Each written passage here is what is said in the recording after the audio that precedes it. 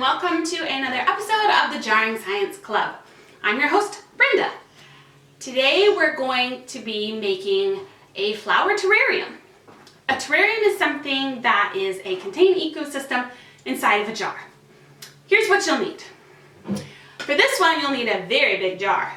If you don't have a jar like this one came from IKEA, you might have one of those really big pickle jars that you can see at the store, or any other large container.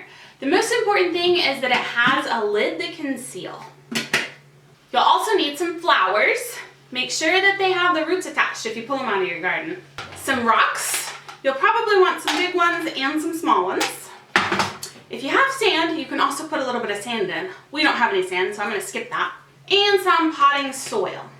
Alright, let's get started. Alright, I'm going to zoom in close like this to show you the layers of the jar and show you how to put together your flower terrarium. I've also got my assistant Amy with me. She's going to be helping. She's currently holding a butterfly. Alright, the first layer is going to be sand if you have it. If you don't have sand, you can move straight to small rocks like I'm going to do. So here we go.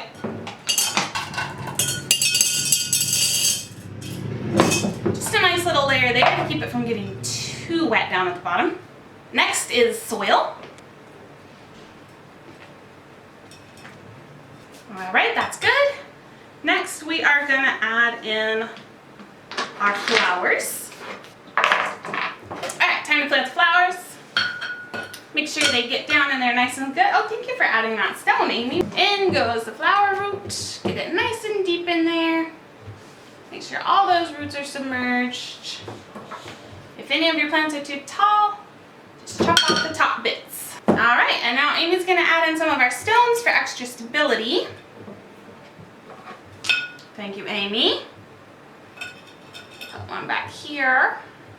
Finally, if you want, you can add in a little toy. I'm just going to put in this little butterfly. Add in a touch of water. You don't want to add in so much that it gets soaked, but you do want it to be nice and damp.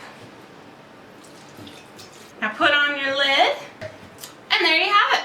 Put your terrarium in a sunny window, and then watch how it changes and grows over time.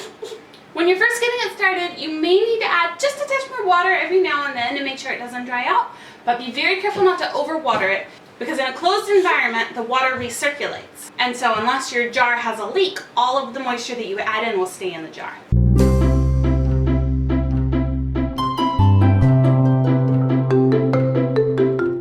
You just used materials that you found in your yard to make a flower terrarium.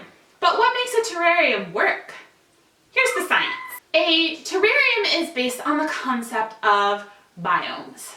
A biome is a place in the world that has a specific climate, a specific set of animals, a specific set of plants, and a specific amount of moisture. Terrariums work on a similar basis. You are basically taking an outdoor biome and reducing it to a very small jar-sized container.